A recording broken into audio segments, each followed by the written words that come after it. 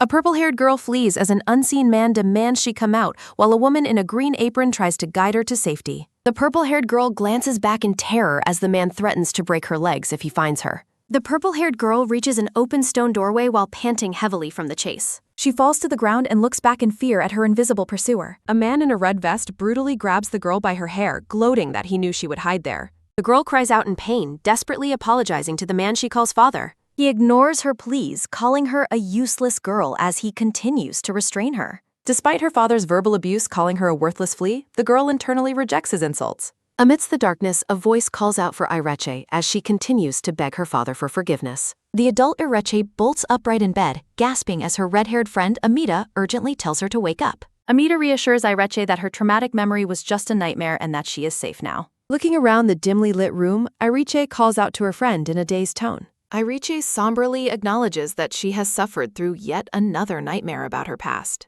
Amita explains that she heard Arisha's distress from the hallway, while Arisha admits she feared being dragged away again. Amita pulls Ireche into a warm hug, noting that her friend has been visibly tense lately. Holding her close, Amita promises that her father can no longer reach her in this place. Ireche recalls the moment she reached marriageable age and overheard a marriage contract being arranged with Count Sudo. Knowing her father only viewed her as a chip for his gambling debts, Ireche fled to Amita's house. She resolved to carve out her own fate rather than be sold off to a stranger. Back in the present, Amita is surprised when Ireche suddenly clings to her during their hug. Ireche laughs off the trauma, joking that she should have kicked her father in the shins before running away. Amita playfully chides Ireche for scaring her and advises her to simply run if he ever appears again. Amita jokes about throwing Ireche's father into a ditch, which Ireche finds to be a comforting idea. While Amita smiles, she secretly worries that Ireche is using laughter to mask her internal pain. As dawn breaks, Amita tells Ireche that she has just thought of a new plan. Amita suggests they go out and enjoy themselves to celebrate Ireche's successful escape from her family. A grand ballroom is filled with high society guests dancing under bright golden lights. The party continues as elegantly dressed couples mingle across the massive, ornate floor. Amita notes that the upper class gathered here are looking for indulgence, while Ireche is overwhelmed by the crowd. Amita warns Ireche not to drink too much as Ireche admits to feeling excited by the atmosphere. Ireche is horrified when Amita jokes that passing out drunk would lead to a tavern owner carrying her off. Ireche notices a man watching her and expresses her discomfort with his creepy, lingering gaze. Wanting to avoid attention, Ireche suggests to a man nearby that they slip away to somewhere private. Amita reminds Ireche of her beauty and warns her to stay alert among the predatory men at the party. Amita excitedly mentions that her lover, Nagor, should be arriving soon and suggests they look for him. Amita tells Ireche to keep her back straight to command respect before leading her further into the room. The guests whisper in admiration of Ireche's beauty, wondering if she is a high-class courtesan. A man named Nagor greets Amita, who explains she was delayed while fixing her attire. Nagor kisses Amita's hand, prompting onlookers to remark on his capability and their established relationship. Ireche watches them, feeling dissatisfied and noting that the men seem to treat Amita like a mere accessory. Amita warns Ireche not to be a rebel, insisting that Nagor is actually a good man. Ireche keeps her criticisms to herself, reminding herself that she owes Amita for her care and her dress. Amita and Nagor talk while Ireche stands silently behind them at the party. A brown-haired man in formal attire approaches Ireche as she stands alone. The man introduces himself, though the noise prevents Ireche from hearing his name before she gives her own. A black-haired man mentions he heard she lacked a partner, while Ireche realizes Nagor must have sent him. Ireche tells the man she hasn't danced all night and boldly asks him to be her partner. The man critiques her for making the first move, but Ireche retorts that she is not like typical ladies. He warns that excessive cheerfulness will make men run away, making it hard for her to find partners. Ireche spins away cheerfully, mockingly calling his insult wonderful advice. Ireche decides that her cheerful behavior will successfully drive away any cowardly men she encounters. Her dancing partner claims to be out of stamina, but Ireche insists they continue dancing. The man is completely exhausted while Ireche notices something suspicious happening across the room. Amita and Nagor are seen talking to a man in a hat holding a search paper. Amita hides her worried expression behind a fan while watching the man with the paper. Ireche shushes her partner as she realizes the man in the hat is looking for her. Ireche suddenly excuses herself from the dance, leaving her partner confused on the floor. She runs away while the man questions her rude behavior and asks where she is going. Ireche mockingly suggests that the man should visit a convent if he wants a demure lady. Ireche sprints through the party, wondering how her father's men managed to find her there. Voices yell for her to be caught while she desperately flees into the night. Ireche searches for a hiding place and decides to duck into a nearby carriage. She reaches out and grabs the handle of the carriage door to make her escape. Opening the door, she is startled to find a blonde man already sitting inside. Startled by his presence, Iriche stares at the man while trying to hide herself. The blonde man calmly observes her as she intrudes into his private carriage. Iriche notes that the man looks too composed to be someone who helps strangers easily. Men outside shout for her to stop, causing Iriche to panic as she is cornered. The blonde man reaches out and takes her hand to pull her into the carriage. He pulls her close to shield her from view as the carriage begins to move.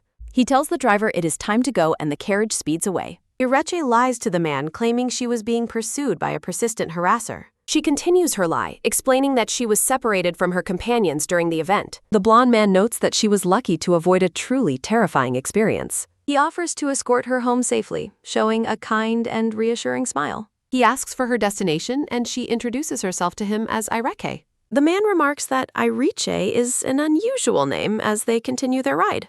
Iriche thinks to herself that giving her real name was actually a lie.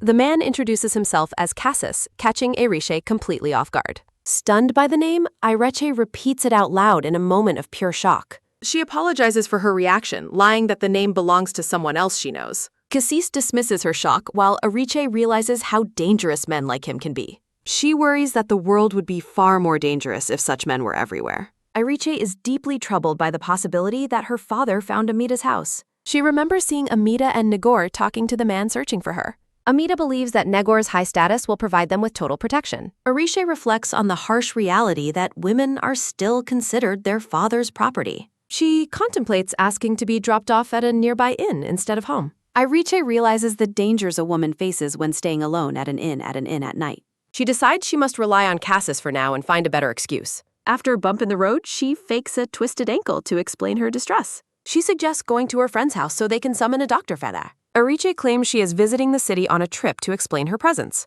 Cassis smiles, mentioning that women enjoy a new era of freedom in this age. Visuals show successful women, yet note they are still legally owned by men. Iriche laughs awkwardly at the ironic idea of a new era of freedom for women. She realizes she had a note with the address but cannot find it. Iriche panics as she realizes she lost the address while running away earlier. Cassis asks if she remembers the way back, and she admits she is lost. Iriche wonders if Cassis anticipated this situation or if it is just her imagination. Cassis offers to search for her friend and invites her to stay at his mansion. Cassis notes the name Iriche provided is quite common, which she somberly confirms. A street lamp glows as a narrative note explains how frequently that common name appears.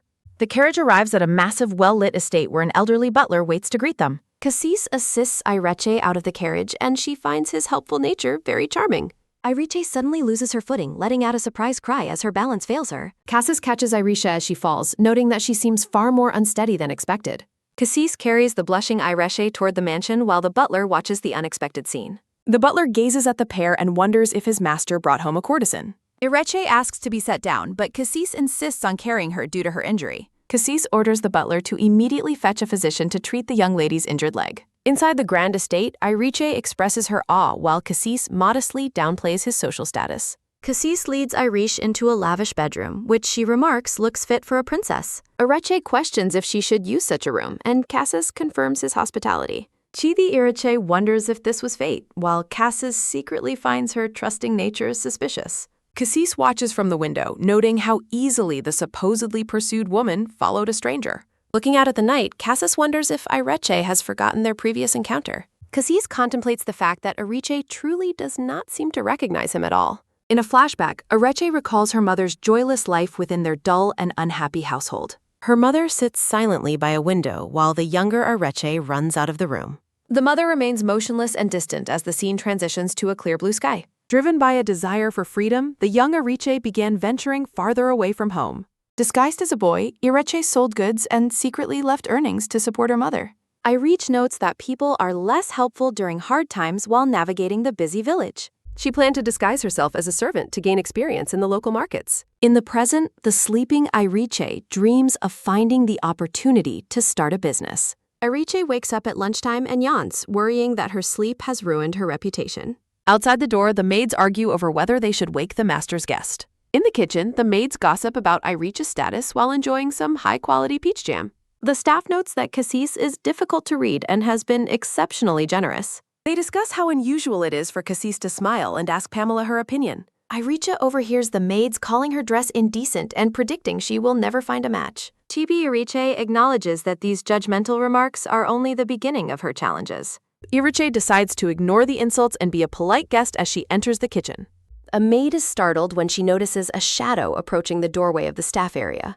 Iriche enters the kitchen and greets Lena, who offers to bring her service upstairs. Iriche asks for food, explaining that she preferred coming down instead of waiting while hungry. Lena suggests the dining room would be faster, but Iriche admits she dislikes eating alone. As Iriche eats, Lena explains that Cassis is out riding but will return shortly. Iriche is deeply impressed by the flavor of the jam, praising the cook's delicious work. The maids discuss Lena's culinary skills, though Lena remains humble about her talent. Iriche details why the jam is special before thanking them and heading back upstairs. Cassis returns with the seamstress, checking on Iriche's well-being and introducing the woman.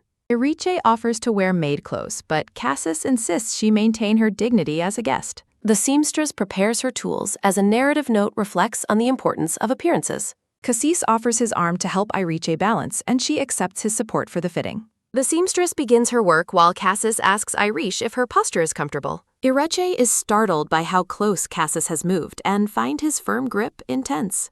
Cassis releases her and announces the fitting is finished while Iriche remains frozen in surprise. Iriche looks back at him, wondering if the tension she felt was real or her imagination. The seamstress asks Iriche for her color preference while Cassis takes a closer look at samples. Cassis tells Iriche to choose plenty of fabrics to maintain her dignity while visiting his home. Iriche nervously asks Cassis to explain what he means by being strict about a guest's dignity. Cassis agrees to explain while Iriche tells herself to get a grip and stop being so conscious. Iriche says she dislikes brown and yellow, and Cassis agrees to choose every other color instead. Iriche is shocked and asks if he is serious, and Cassis asks if he seemed joking. Cassis offers to pay triple for immediate delivery of clothes, leaving a startled Iriche protesting the expense. Cassis explains that she needs several outfits so people don't gossip, while the butler and maid watch. Iriche gives up and requests beautiful clothes, while Cassis and the butler agree to fulfill her wish. Iriche happily tells someone at the door to convey her thanks for an invitation to an event. Looking in a mirror, Iriche resolves to be a good guest and reminds herself to be confident. Cassis welcomes Iriche to a meal, and she asks if they are the only ones eating together. Cassis confirms he lives alone in the mansion, causing Iriche to react with surprise at his solitude. Cassis encourages Iriche to feel at home and says she can speak to the butler for anything. Iriche thanks Cassis for his help, and he claims he would give her anything she wants. Iriche asks if Cassis is this kind to everyone, and he replies that she's good. Cassis mentions her kindness to slum children, causing Iriche to wonder if he is mistaken. Cassis insists he remembers her name exactly and could never confuse her with anyone else. Cassis calls her France Casa, causing Iriche to react with sudden shock and a darkened expression. Large text expresses total disbelief that the man is the same Cassis from her childhood years. A flashback shows a young, dirty blonde-haired boy looking up from a village street. A thought bubble expresses shock that the man claims to be the boy from the past. The flashback continues, showing the disheveled blonde boys standing alone in a village with old houses. Cassis recalls how Iriche took care of him while they hid in taverns and studied in stables. Iriche grabs Cassis's hands and asks why he didn't contact her after he suddenly disappeared. Cassis asks if she grieved for him, and Iriche confirms she did while wiping away tears. A flashback shows children together, with Iriche looking after the orphan and sharing knowledge. Narrative text emphasizes how Iriche generously shared all of the knowledge she had with the boy. A narrative bubble asks if she remembers those times as the boy looks on with starry eyes. Narrative text recalls Iriche telling the young boy that he was capable of doing anything. Iriche explains she was just happy to be needed, downplaying his immense gratitude for her kindness. Cassis looks at her warmly, stating that he is simply remembering the precious kindness she showed. Iriche rests her hand on the table while admitting her kindness wasn't entirely selfless. Close-up of the lower half of Cassis's face as he asks her if that's so. Cassis asks if he can call her by her new name, and Iriche happily agrees. Visuals of Iriche accompany text stating her old name was too noble to dare speak. Cassis thinks to himself that saying her name brings a sense of guilt and a thrill. Cassis asks Iriche to treat him as comfortably as she used to, and she agrees. Outside a cabin at night, narrative bubbles mention the Count is searching for her like mad. Inside the cabin, men discuss the Count's obsession and how Iriche jumped into a stranger's carriage. A man orders the others to stop the useless chatter and keep watch on the Count. A man with a knife asks if they can just stab the Count instead of doing surveillance. Another man explains that kidnapping isn't an option because the captain deliberately doesn't want to use force. Cassis listens as his men discuss the Emperor's surveillance and the plan to wait for failure. A man jokes about being a cupid of love while the others react with confusion. The man tells Cassis to shower Ireche with gold and clothes to make it feel like fate. The man advises Cassis to lie about their destiny, but Cassis silences him with a punch. Cassis orders his men to report everything, expecting the Count's funds to run out very soon. A maid compliments Ireche's new blue dress while Ireche stands happily in her grand bedroom. Cassis greets Ireche in the hallway, and she notes she would have come down to him. Ireche explains she wanted to check if he was real after thinking she was dreaming. Cassis suggests he came to escort her, but Ireche admits her leg no longer hurts. Cassis recalls her leaping into the carriage easily. Ireche realizes he knew she was faking and calls him a smooth talker with a blush. Cassis offers to carry her anyway, prompting Ireche to quickly decline while looking very flustered. While eating bread, Ireche asks Cassis to tell the story he promised her the night before. Cassis explains how his relatives planned to kick him out and how her words inspired him to leave. Cassis remembers traveling to a coastal city and his desire to tell her about it. Ireche teases him about flirting, while Cassis describes the rough working conditions and labor shortages in Linter. Cassis credits his success to hard work, while Ireche playfully suggests poor people should just move there. Ireche explains she escaped her father's house with help, but was ultimately discovered by his men. Ireche denies running off with a man, explaining she was alone and being chased when they met. Cassis compliments her beauty, while Ireche notes how much his personality has changed since they were young. Cassis asks if she received marriage proposals from nobles, his expression turning suddenly serious and focused. Ireche recounts running away after learning her father and Count Pseudo were bartering over her in letters. Ireche expresses her desire to prove her own worth and achieve a better life for herself alone. Cassis questions why she didn't just marry a wealthy man to naturally improve her life's quality. Ireche compares her father's marriage deals to selling livestock at a market, rejecting the dehumanizing treatment. Ireche wants to achieve something meaningful through her own efforts, just as Cassis has successfully done. Cassis suggests her opinion might have been different if she had actually met the suitor in person. Ireche expresses her distaste for a man who forces marriage without any regard for a woman's opinion. Cassis offers to share stories about the friends he made in Linter, which Ireche eagerly accepts. During their meal, Chibi Ireche asks Cassis if he has any specific plans for the future. Ireche shares her plan to disguise herself as a man to find employment as a clerk quickly. She discusses finding an apprenticeship, but mentions the need to contact her friend Amita for help first. Cassis worries that her friend might be under surveillance and fears his guest might be discovered. A narrative warning explains how the Count could discover her location by following her secret correspondence. Cassis offers to have a trusted associate deliver her letter to ensure her location remains a secret. Ireche gratefully accepts his offer of assistance while Cassis watches her from his seat across the table. Cassis smiles warmly, assuring her that it is his absolute pleasure to assist with her request. A transition reveals the bright afternoon sky as the scene shifts to the mansion's lush gardens. Ireche plays tag with the mates, whose spirits have brightened significantly since her arrival at the estate. Grooms observe the lively scene from afar, noting that the young lady's behavior is quite unruly. The game ends as the maids realize they must return to their duties before getting into trouble. Cassis watches from a distance, feeling like his presence has inadvertently interrupted the group's playful game. Cassis resolves to be more careful so his presence doesn't discourage the staff's newfound playful spirit. While enjoying dessert, Ireche encourages Cassis to try a piece of the cake, praising its delicious flavor. Cassis asks for another bite while leaning close, causing Ireche to blush intensely at the sudden proximity.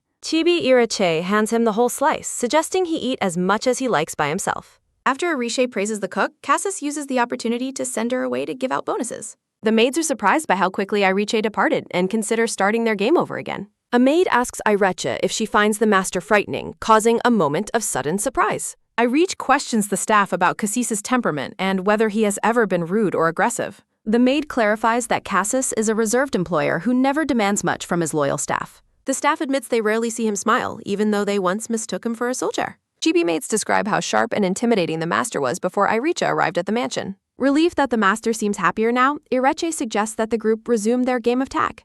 Ireche reflects on the servant's words, surprised that Cassis has only ever shown her a smile. A transition shows Ireche walking through the gardens at night as she reflects on her current situation. Chibi Ireche yawns, wondering if she will receive a reply from Amita while she continues her stay. Looking out at the evening laundry, Ireche wonders if the clothes belong to the master himself. The purple-haired woman suddenly realizes exactly what she wants to do with her day. Ireche greets the stable hand early in the morning, noting his hard work has already begun.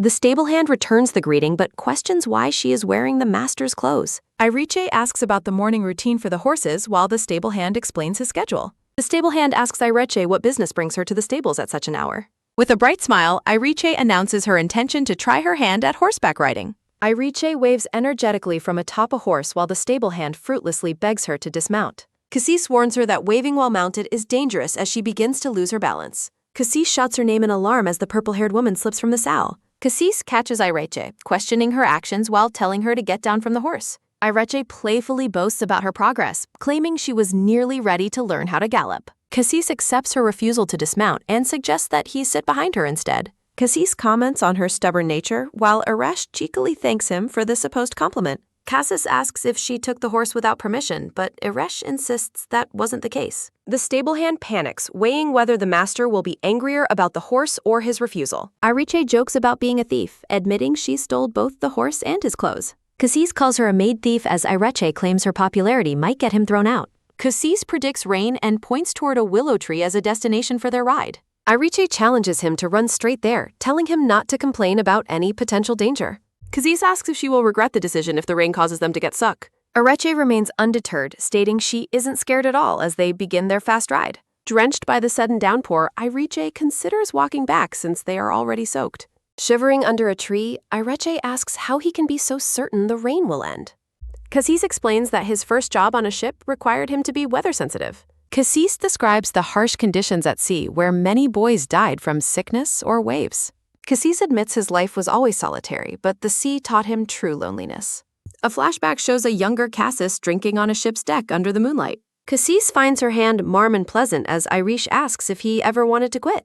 Iriche notices numerous scars on his chest, which Cassis attributes to fighting off pirate attacks. Cassis explains that while many died, he survived specifically to find his way back to her. Iriche interrupts the emotional moment to point out that the rain has finally stopped falling. Cassis agrees to return home to avoid illness while privately resolving to take things slow. Safe inside the mansion, a pensive Iriche sits on a sofa draped in a blanket.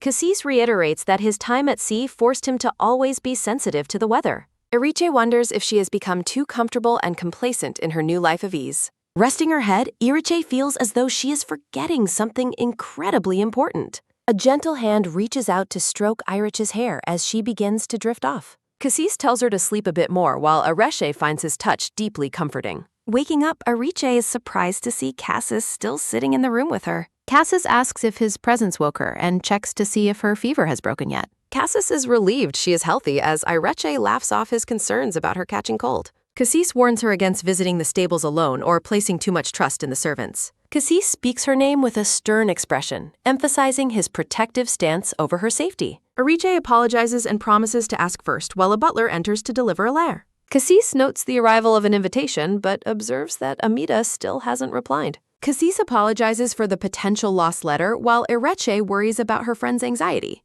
Iriche questions why the invitation is addressed to someone named O'Plans instead of him. Cassis explains he uses a new name and that wealthy merchants often share the moniker. Cassis translates his new name and invites the bored Iriche to attend the party.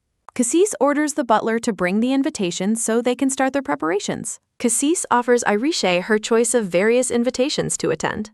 Holding an invitation, Iriche speculates that a birthday party might be too boring. Sifting through more envelopes, Cassis suggests they look for a more exciting event.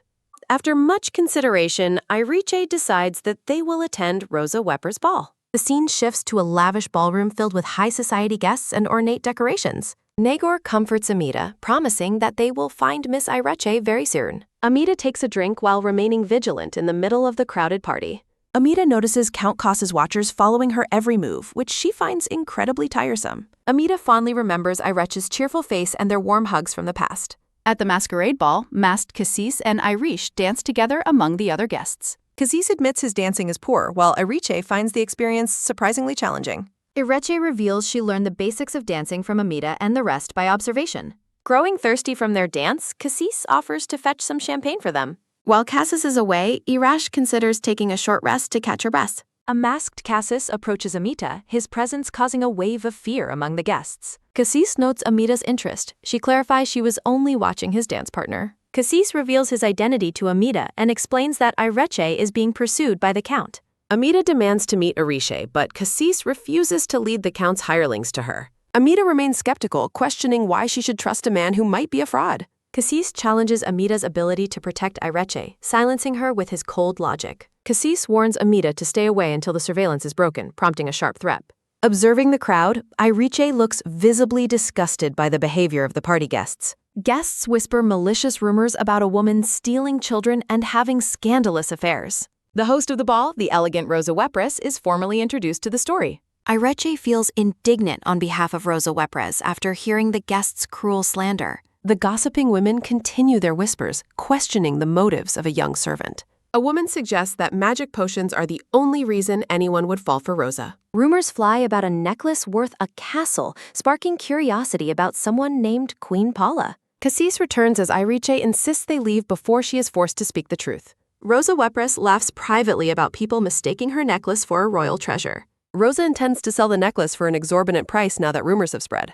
Rosa reflects on the naive young lady who unintentionally helped spread the profitable rumors. Determined to uncover the source of the rumors, Rosa sets her sights on the gossipers. Back at the mansion, a maid informs Iriche that a guest has arrived to see her. Assuming the guest is her friend Amita, Iriche rushes out of her room excitedly. Iriche calls out for Amita, only to find an unexpected person waiting for her. The guest is revealed to be the ball's host, Rosa Wepres, wearing a stylish hat. Rosa invites a shocked Iriche to sit, curious to know more about Queen Paula. Rosa explains she had to hire protection from bandits who were drawn by the rumors. Feeling responsible for the trouble, a guilty Iriche offers a sincere apology to Rosa. Rosa finds her naive and encourages the ashamed young lady to not be so downhearted. When asked if she enjoyed the ball, Iriche admits she found the event very pleasant. Rosa confesses that she actually thrives on being the center of attention in any room. Rosa reflects on how difficult it becomes to attract attention as one begins to age. She notes that despite doing nothing at the ball, she had everyone's burning attention. Rosa credits Iriche's rumors for the attention, even if much of it was malicious. Despite the rumors, Rosa expresses a genuine desire to become friends with the young woman. Rosa jokingly asks if she needs permission from Cassis to become Iriche's friend. Cassis appears suddenly, stating he cannot grant permission while Iriche asks when he arrived. Watching them, Rosa concludes that Cassis and Iriche share a bond not based on money. Cassis greets Rosa Wepres with a professional handshake instead of the traditional kiss on the hand. Rosa questions who Queen Paula is, noting that no such queen exists within their entire country. Cassis explains that the queen was merely Iriche's invention and praises her skill at deceiving everyone. Looking cheerful, Iriche thanks Cassis for the compliment regarding her ability to fool the entire ballroom. A starry-eyed Iriche admits that even she started to believe her fictional queen actually existed. Rosa remarks on Iriche's brazen behavior while the young woman continues to accept the words as praise. Rosa invites Iriche to an upcoming garden party intended to recruit new patrons for her sponsored workshop. Sipping tea, Rosa notes that wealthy people must pretend to support artists to appear refined and cultured. Rosa mentions her partner runs the workshop and asks for Iriche's attendance, surprising her with the business mention. Rosa sets down her cup, revealing her realization that marriage was not suited for her life. Rosa describes being cast out by her father and losing her wealth after requesting a divorce. Finding herself among the working class, Rosa reflects on her decision to independently earn her own money. Iriche gazes at Rosa with profound respect, finding her story and self-reliance to be truly admirable.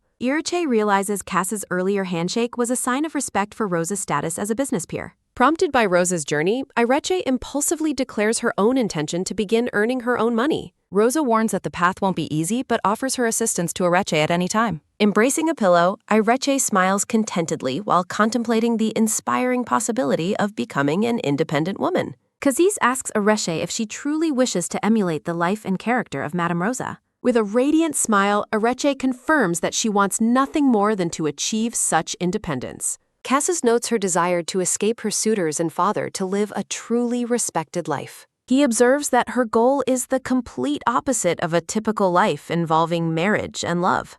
An image of a stylish woman represents Iriche's growing admiration for those who achieve career success. Cassis suggests that her new ambitions seem to exclude the possibility of living an ordinary life. Iriche is momentarily silenced by the weight of Cassis's intense and steady gaze upon her. Blushing, Iriche interprets his look as a confession and nervously restates her goal of becoming independent. Cassis looks at her with a serious expression, questioning what she intends to do after succeeding. Startled, Iriche admits she hasn't planned that far ahead before making a quick exit to her room. Flustered, Iriche covers her face as she processes Cassis's respectful attitude and gentle, warm voice. Recalling their dance, Iriche wonders which woman could possibly turn down a proposal from such a man. Iriche leans against her hands, admitting to herself that she actually enjoyed the attention he gave her. She begins to worry that her feelings for Cassis might just be a way to escape. Clenching her fist, Iriche resolves to stand firm alone and prove what women are capable of achieving. Iriche approaches the butler in the grand hall, requesting a carriage be prepared for her immediate outing. The butler informs her that the master hasn't granted permission and advises waiting for his return.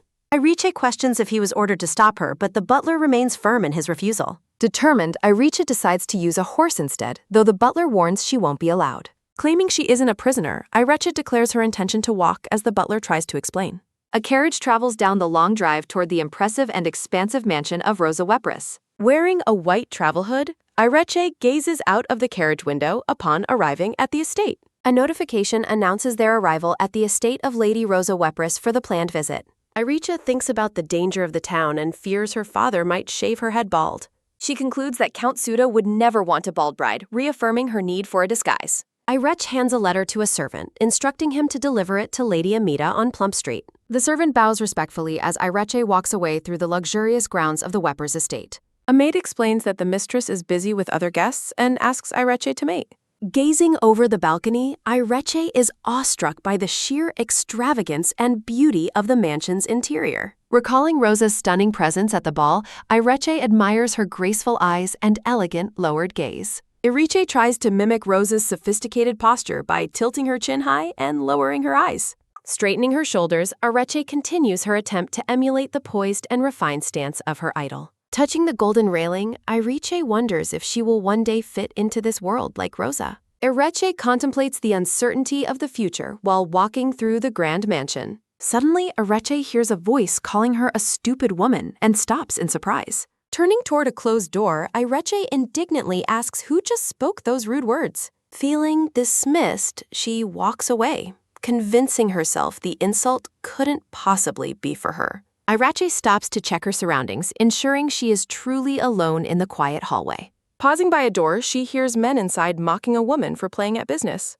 Her curiosity piqued, Iriche peeks through the crack of the door to see the speakers. Inside, the jeweler Datio asks his companion if Rosa really thinks she can sell something for 150 gold. Iriche listens as the man advises playing along to avoid making Rosa suspicious of their scheme. Datio laughs, claiming Rosa has so much money that she will pay whatever they ask. The jeweler smugly reveals that they have already bribed the appraiser to facilitate their scam. Horrified by what she has overheard, Iriche realizes that the men are actively trying to scam Rosa. Iriche stands frozen, her expression one of pure shock as the gravity of the plot sinks in.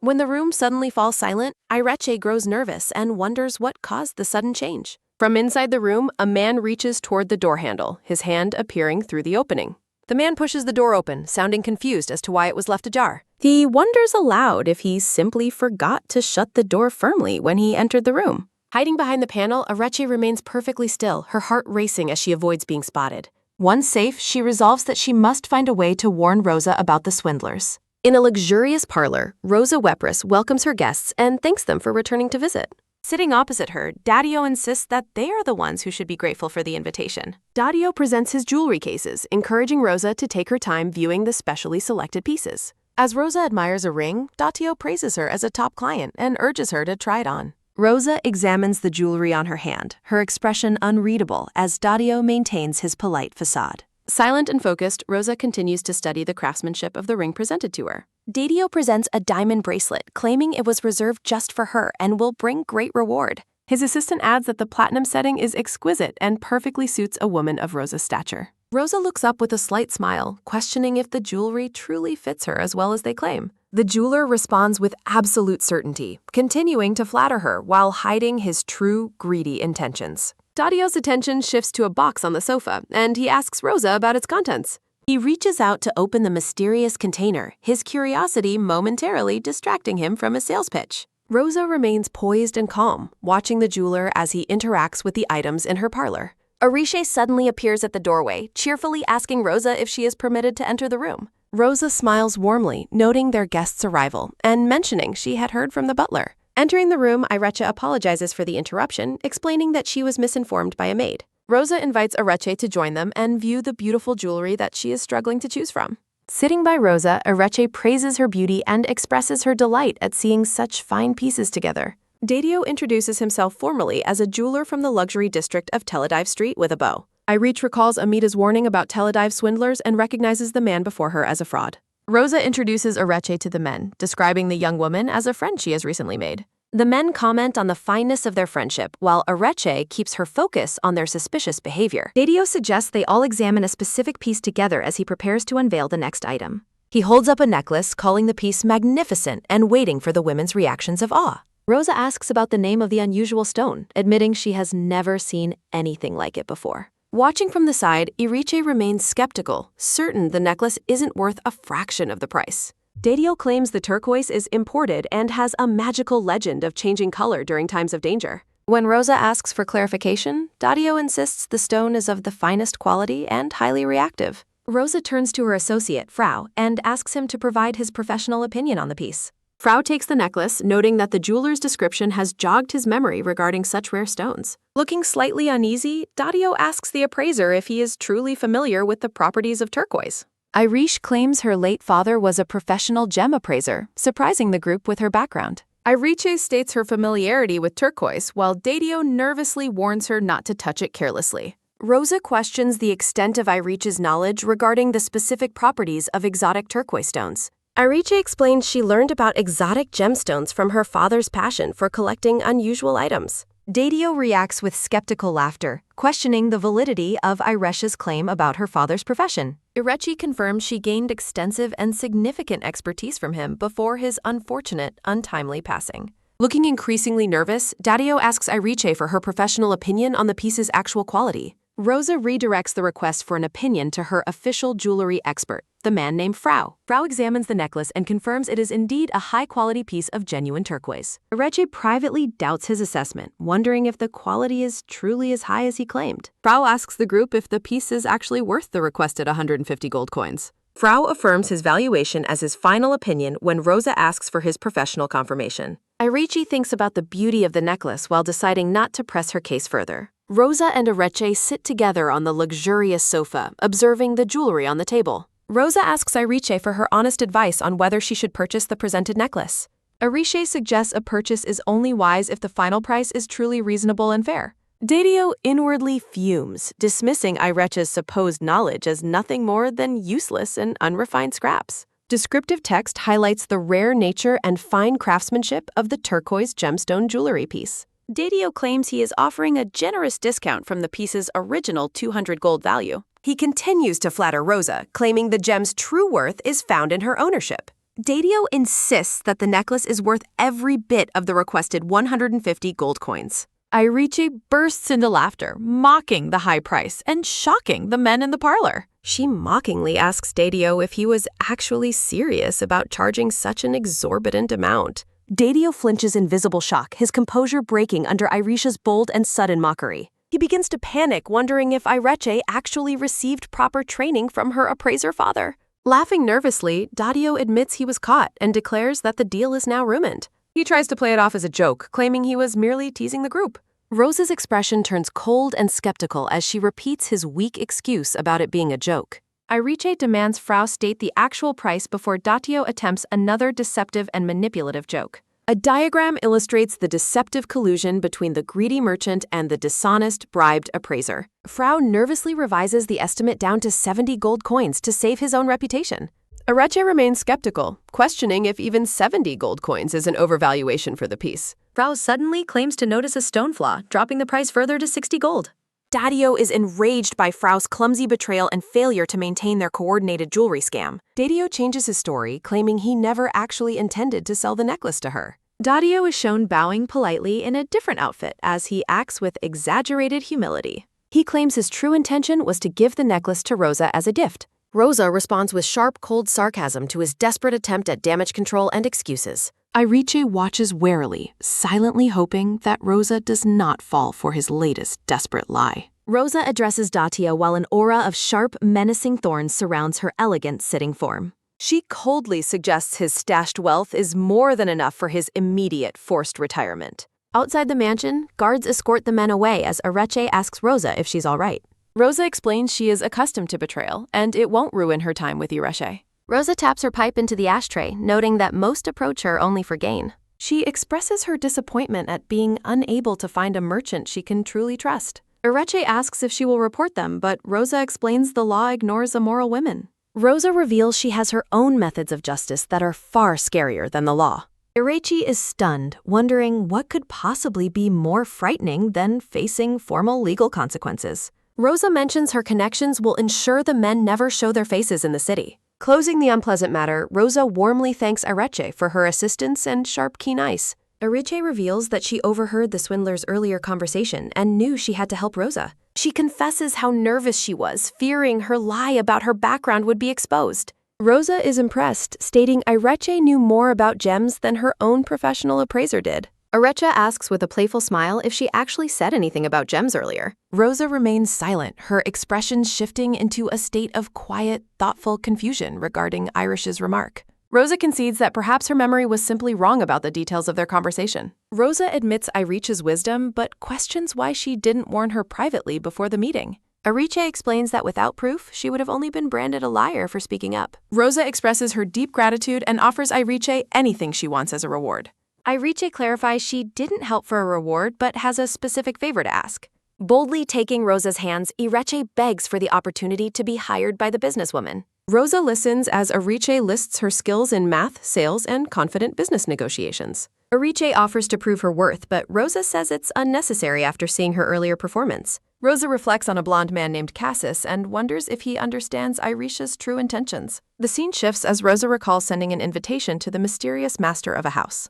A blonde man stands silhouetted, famously never stepping beyond the gates of his grand family estate. Ireche wonders aloud why the consent of this man, Cassis, should even matter to her plans. Rosa mentions the rumor of their engagement, noting that men dislike wives meddling in business. Rosa questions if their relationship hasn't progressed to a proposal or a hand in marriage yet.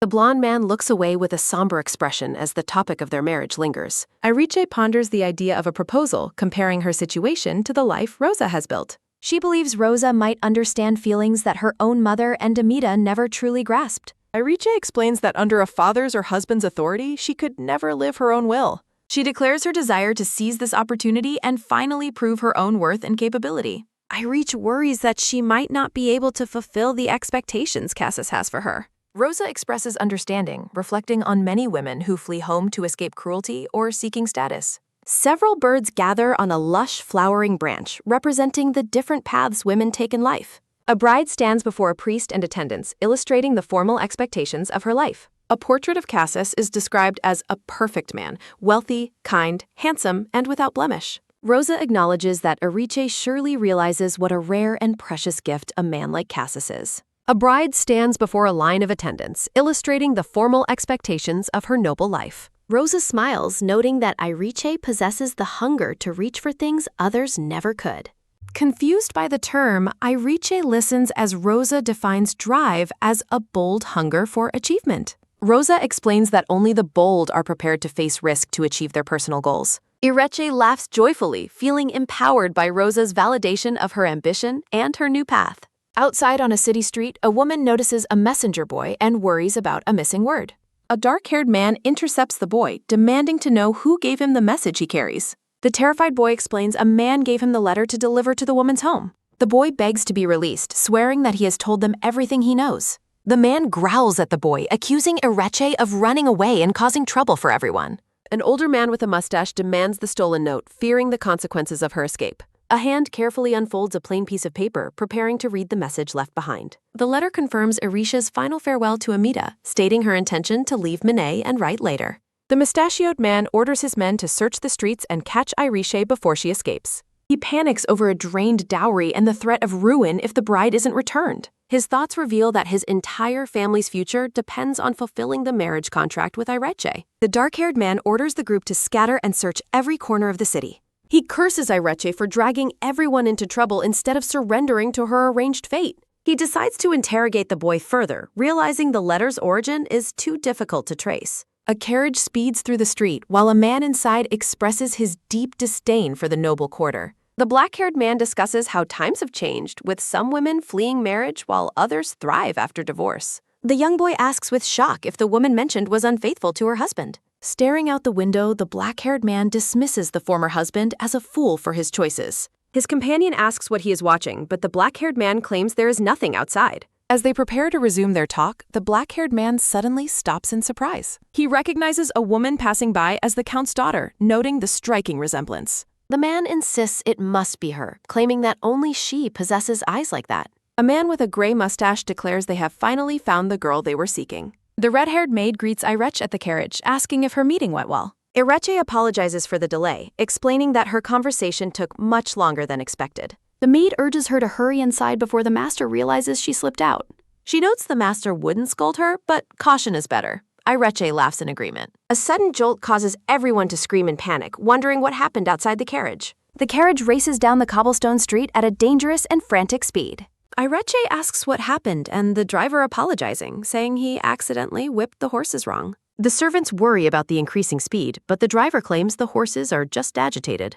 The red-haired maid shouts for him to slow down before he hits a pedestrian. Ireche notices the coachman is limping and suspects he has lost his balance while driving. The carriage speeds past the pursuers, leaving them behind as the group looks on in confusion. The pursuers realize they cannot catch the carriage, frustrated that their target got away. They suspect the carriage fled after seeing them and decide to report her presence to the Count. Cassis learns that Ireche went out and wonders why she would leave the estate.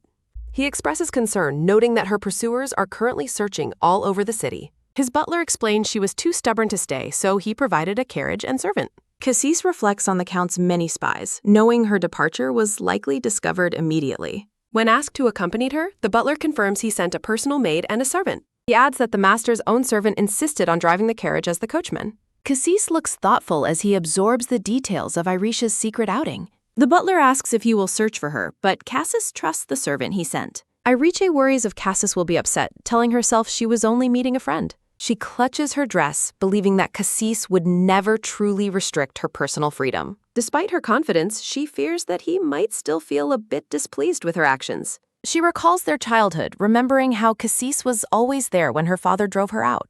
Returning to the estate, Ireche finds Cassis waiting and announces her arrival with a soft voice. Cassis offers a warm, gentle smile as he welcomes her back to the grand house. He observes that she is quite late considering how long ago she left for her meeting. The driver claims he took a wrong turn, but assures Cassis there was nothing to worry about. Cassis praises his efforts, but the two men exchange a look of intense, unspoken understanding. The red-haired maid scolds the driver for downplaying the danger of their near accident. Cassis ignores the squabble and informs Ireche that dinner will be served very soon. Ireche asks why he hasn't questioned her, but he reveals he knows she saw Madame Rosa. Washing her hands, she asks if he is curious why she went out alone. Cassis points out that she never asks where he goes, turning the question back on her. Ireche realizes she has begun to worry about Cassis's reactions without even realizing it. Cassis says he will share his day if she's curious, noting her care makes him happy. Ireche admits her curiosity and asks if he is truly not upset by her secret trip. Cassis notes he wouldn't have learned letters from her if he were the type to get angry. He admits he rarely shares stories because he fears she would find his life too boring. Excitedly, Ireche rejects the idea of boredom and begs him to tell her about his day. Cassis explains he briefly met an old acquaintance from Linter who was visiting the city. Cassis concludes his brief story, asking the purple-haired woman if she found his day boring. Alicia leans forward eagerly, asking for more details about the topics he and his acquaintance discussed. Cassis explains that business matters were involved, and Ireche concedes that his privacy makes sense. During dinner, Cassis asks Ireche if she had any interesting or noteworthy experiences during her day. Ireche explains that her visit with Madame Rosa involved private matters discussed specifically between women. Cassis wonders if his presence earlier today made her feel uncomfortable while Madame Rosa was visiting. Ireche laughs, clarifying that she merely had more to discuss with Rosa after the woman left. While being served, Ireche wonders when she should reveal her decision to work for Madame Rosa. Cassis notes he spent a long time waiting for her return, as he rarely waits for anyone. He reflects on the feeling of waiting for someone he shares his space with to return home. Ireche looks at him with a puzzled expression, asking for clarification on the meaning of his words. Cassis stands before a tall tower, appearing as a man who is famously distant and reclusive. Ireche asks if he felt lonely, but Cassis admits he has grown far too used to being alone. As she eats, Ireche feels a pang of sympathy for Cassis despite his lack of self-pity. Ireche asks to learn more about him and invites him to attend Madame Rosa's upcoming party. She encourages him to accompany her, mentioning that Rosa extended a formal invitation to the gathering. Ireche tries to reassure him, explaining that it will only be a small gathering with few people. Cassis notes that even a small event might feel overwhelming for an unsociable man and inexperienced woman. Cassis looks away thoughtfully, contemplating the social pressure of attending a party in the noble quarter. Noticing his hesitation, Ileche asks Cassis if the idea of attending the party truly bothers him.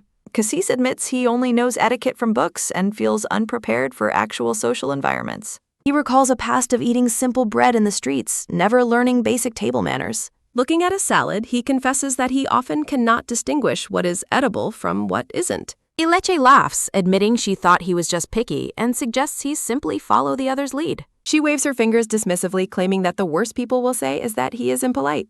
Cassis questions if being impolite is acceptable. Ileche explains that people will gossip regardless of his manners. Cassis concedes her point, realizing that being labeled impolite is a minor consequence in the grand scheme. Ileche notes that no one truly sees his heart.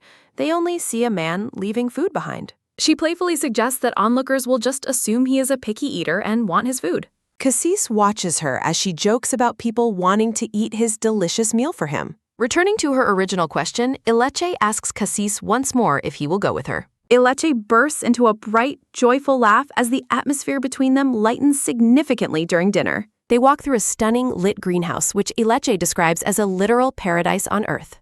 She thanks Cassis for the beautiful stay, mentioning she will remember it even if she leaves. Cassis stops abruptly, his expression darkening as he notes her words sounded like a final farewell. Clasping her hands behind her back, Ileche reminds him that guests must eventually leave their hosts. Cassis stands frozen in the shadows of the greenhouse, appearing deeply unsettled by the mention of departure. Cassis reflects on his true intentions for her stay, while Ileche reveals she asked Rosa for work. Ileche excitedly shares that Rosa agreed to hire her and even offered a spot in the dormitory. Cassis looks pained as Ileche explains her deep need to repay the kindness she has received. He warns her that Count Casa is still searching for her and the situation remains extremely dangerous. Ileche stands her ground, reminding Cassis that he is already aware of the nightmares she suffers. She reflects on how her current happiness feels fragile, as if it could shatter at any moment. Recalling her night terrors, she explains that every morning she wakes with a renewed, firm resolve. She questions the purpose of running away if she simply allows fear to cage her entire life. Cassis insists she is safe and free here, asking if that isn't enough to satisfy her. Ileche looks down sadly, stating that the specific freedom he offers isn't the one she seeks. She declares her desire to seize her own chances and asks him to be happy for her. Cassis stares at her with a look of profound hurt, unable to bridge the gap between them. Cassis asks why he cannot be the source of her happiness, reminding her of his past question. Ileche wonders if his concern stems from the fact that she currently possesses nothing of her own. She reflects on how he always claims to be indebted to her for their shared childhood past. Looking at her hands, she questions if he feels a burden of responsibility toward her because of it. Cassis looks deeply wounded by her suggestion, asking if she truly believes his feelings are merely based on pity. Cassis passionately declares that he knows his own heart and only desires for her to stay by his side. Ileche is momentarily stunned into silence by the intensity and sincerity of his sudden, heartfelt emotional outburst. A warm memory of their childhood shows them laughing together in a sun-drenched field filled with flowers. Returning to the present, Ileche remains firm in her resolve to work for Rosa despite his obvious disapproval. She admits she will live selfishly to chase her dreams, but refuses to sacrifice his happiness for them. Cassis gently takes her hands, assuring her that he understands her character better than anyone else in the world. He explains his lifelong admiration for her and expresses his desire to support her while she pursues her goals. Blushing and kissing her hand, Cassis formally asks for her permission to be her lover and constant companion. The maids whisper about a potential proposal while Cassis warns Ileche to walk carefully down the stairs. Radiating joy, Ileche waves a cheerful goodbye to Cassis as she prepares to depart for her first day. The scene shifts to a bright garden party where elite guests are gathered under a white outdoor pavilion. Cassis observes that the blue dress code has been widely followed by the many guests in attendance today. Madame Rosa approaches the couple, her vibrant red hair contrasting with her dark and elegant blue party gown. Ileche and Cassis watch from a distance as the party atmosphere remains lively and full of social chatter. Rosa greets the arrival of her friend, and the two women exchange warm compliments on their lovely appearances. Rosa notes that Cassis' rare public appearance has made him the subject of much curiosity among the guests. Rosa points out the arrival of a new guest, identifying him as the prominent and wealthy Mr. Trapezita. Rosa introduces the bank president to Cassis and Aleshe, highlighting her friend's charming and respectable social standing. Mr. Trapezito wipes sweat from his brow while expressing his genuine delight at meeting a man of Cassis' reputation. Cassis offers a polite and measured greeting, acknowledging the introduction to the bank president with formal social etiquette. Cassis maintains a stoic and observant demeanor while navigating the complex social dynamics of the high society gathering. Mr. Trapezita smiles with a predatory gleam in his eyes, thinking that his long-awaited opportunity has finally arrived. The bank president expresses his eagerness to discuss various business matters with Cassis in a more private setting. Aleshe offers a handshake to the bank president, deciding that a formal greeting is sufficient for their meeting. Aleshe finds the experience of manipulating social interactions through simple gestures to be unexpectedly thrilling and quite satisfying. Rosa suggests that Cassis continue his conversation while she takes Aleshe to meet the dedicated atelier staff members. Aleshe follows Rosa away from the group, glancing back briefly at Cassis as he handles the banking official. Aleshe encourages Cassis to remain confident, telling him not to worry even if he makes a social mistake. Cassis watches her leave with a soft, affectionate smile, appearing comforted by her words of encouragement and support. Rosa leads Aleshe toward a group of men standing in the garden, preparing to make a formal introduction. Rosa introduces Clado, the man who will be working closely with Aleshe, mentioning she has spoken of her. Clado greets her warmly as the accountant, and Aleshe kindly asks him to use her first name instead. Rosa and Aleshe share a playful wink while Rosa praises her friend's delightful personality to their new colleague. Rosa explains that Clado manages the atelier's daily operations and will serve as the mentor for Aleshe's apprenticeship. Aleshe looks forward to their collaboration, while Clado mentions Rosa teased him about a new rival for his position. Clado leans in to whisper that he heard rumors of how she effectively dealt with a notorious local swindler. Aleshe modestly dismisses the praise, claiming that standing up for oneself should be considered a basic personal standard. Recalling Rosa's warnings about untrustworthy people, Aleshe finds herself feeling that Clado seems like a truly reliable person. She is pleased to note that he appears to have no reservations about working under a woman's professional authority. A servant approaches Rosa, who then excuses herself to attend to other guests, leaving Aleshe with her colleagues. A man named Lord Malicious interrupts their conversation, making a polite remark about the enjoyable atmosphere of the party. Rosa introduces Malicious Sinister, noting he is a member of her charity association and works for public security. Narrative text reveals Malicious is the second son of Count Sinister, a position offering him no future inheritance. He secured a bureau position through family influence, using the title for status while merely collecting a salary. Observing his arrogant posture from across the garden, Aleshe immediately senses that the man has a cocky personality. Malicious suggests he and Aleshe continue their discussion at the atelier during one of his upcoming scheduled visits. Lord Malicious remarks on Rosa's beautiful friend, while Aleshe graciously thanks him for the kind compliment. Malicious mentions that he noticed Aleshe and her blonde companion arriving at the garden party together. Rosa clarifies that the blonde man is Cassis Oplands, master of the Grandis estate, and her friend. Aleshe asks Malicious to release her hand while he questions if Cassis is her financial patron. Aleshe denies having a patron. Malicious suggests she was recently brought to society from the back alleys. Malicious offers to become her first patron after she expresses confusion at his offensive and derogatory remarks. Narrative text explains how arrogant people become offended when their improper behavior is rightfully pointed out. Aleshe pivots the conversation by asking Malicious if he is familiar with poisons used for cosmetic enhancement. Malicious appears surprised and intrigued by the idea of using toxic substances for a woman's beauty. Visual exposition describes how skin-smoothing cosmetics are derived from the poison of blood-fed carnivorous plants. Malicious questions the poison's safety, and Aleshe warns it is lethal only if it is accidentally ingested. Aleshe describes accidental poisonings. Malicious is horrified and demands to know why the substance isn't outlawed. Aleshe notes the poison's popularity among local noblewomen, challenging Malicious's assumption that it is reckless. Malicious reacts with intense indignation, labeling the use of such dangerous cosmetics as reckless and foolish behavior. Malicious vows to launch an investigation into the matter to prevent a disaster driven by female vanity. Aleshe suggests that those who touch others without permission are responsible for any resulting accidental poisoning. She adds that a person wearing the poison would surely have warned others against unwanted physical contact. Malicious agrees with her logic and hopes she never uses such dangerous products as he eats. Aleshe suddenly interjects and stops Malicious from eating as he reaches for a small, decorated cupcake. Malicious is completely bewildered and caught off guard by her sudden, urgent physical intervention during the meal. Aleshe ominously warns him that touching her skin might lead to his death from her toxic cosmetics. The guests look on with nervous tension while Cassis maintains a stoic and watchful presence nearby. Cassis thinks about the difficulty of social exits and his disdain for the red-haired lord's character. Cassis keeps a calm exterior while observing the awkward social interaction unfolding in the bright garden. Cassis experiences a strange meta moment, feeling unable to take his leave without the author's explicit permission. The bank official beats a hasty retreat as the atmosphere at the party becomes increasingly uncomfortable. Cassis observes Malicious interacting with Ilesh, his expression darkening significantly as he watches them from afar. Enraged, Cassis internally rebukes the red-haired man for daring to touch Ileche with his filthy hands. Ileche's sudden warning causes a cupcake to fall to the grass, emphasizing the danger she just described. Ileche bursts into laughter, revealing that her elaborate story about the poisonous cosmetics was just a prank. Mola stands frozen in shock as Ileche playfully asks if he found her little joke to be amusing.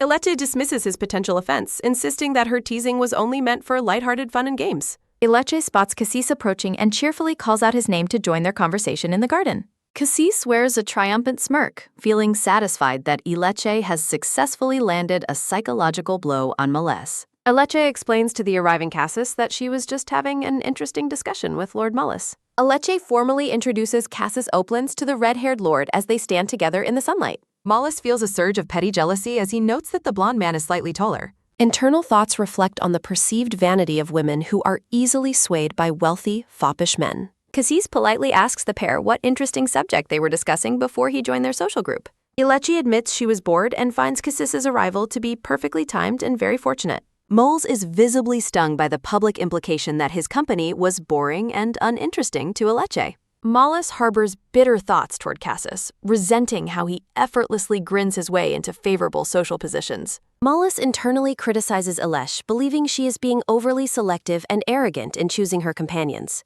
The two men stand face to face, exchanging cold and suspicious glances during their tense encounter in the garden. Malicious provocatively asks Cassis why he has not yet stepped up to become Ileche's official financial patron. He continues his verbal attack by questioning if Ileche is somehow lacking in quality in Cassis's eyes. Cassis firmly states that Ileche refuses all patronage, leaving Malicious reeling because she also avoided his gaze. Malicious feels defeated and frustrated, realizing he has completely lost the battle of wills against the aristocrat. Disturbed by the terrifying intensity in Cassis's expression, Ileche suggests they go find Madame Rosa instead. Cassis regains his polite mask and agrees to accompany her, leaving the disgruntled and defeated lord behind. Cassis offers his hand, and Ileche wonders if he is the same person who was angry. Lord Malicious grinds his teeth in silent fury as he watches the pair walk away. Cassis looks back coldly at the fuming lord while leading Ileche into the garden. Ileche tells her companion that the man's current frustration is no reason for them to worry. Cassis laughs and says he imagines her harsh words were entertaining after she asks if she overstepped. A sharp clinking sound of a fork against a wine glass signals for everyone's attention. Rosa addresses the gathered guests, inquiring if they are all enjoying the afternoon garden party. The red-haired hostess offers a pleasant smile while overseeing the social atmosphere of the event. Rosa notes Trapezita's eagerness, and the bank president says he cannot disappoint her expectations. Rosa announces she recently acquired a fascinating item from abroad and invites the curious guests to follow. A feminine hand clicks the mechanical trigger of a small, dark device on a table. Madame Rosa holds up a black revolver, her expression one of pride and sophisticated amusement. Guests react with surprise as a loud noise echoes through the garden from the weapon. Rosa identifies the object as a gun, a modern weapon that has not yet been distributed. Text explains that pulling the trigger fires a metal ball to knock down enemies without close combat. Rosa introduces a young expert to provide the guests with a detailed explanation of the gun. Narrative panels explain that the weapon utilizes incanta, a mineral found in volcanic zones. The mineral produces intense heat and possesses explosive properties when it is struck by a hammer. Further details clarify that the mineral's properties gradually disappear as the weapon is fired repeatedly. The expert instructs a guest to aim at the target while bracing for the weapon's recoil. Trapezita yawns, finding the technical explanation boring while Rosa stands with her arms crossed nearby. Rosa waves gracefully toward a group of approaching guests as the demonstration continues in the garden. The garden crowd murmurs with excitement while watching the ongoing demonstration of the mysterious new device. A man exclaims that the weapon is like magic while watching the target get struck. Rosa notes that people from the Eastern continent are known for making many mysterious things.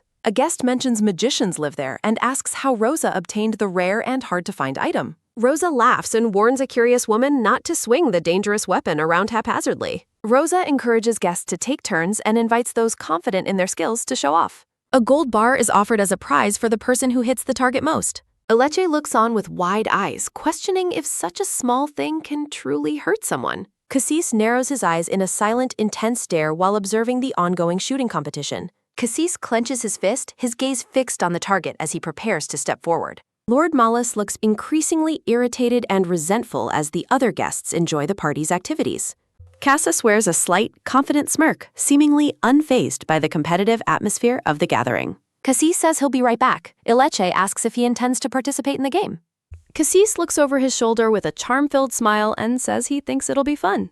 Cassis challenges Lord Moles to a bet, noticing that the red-haired lord seems quite confident.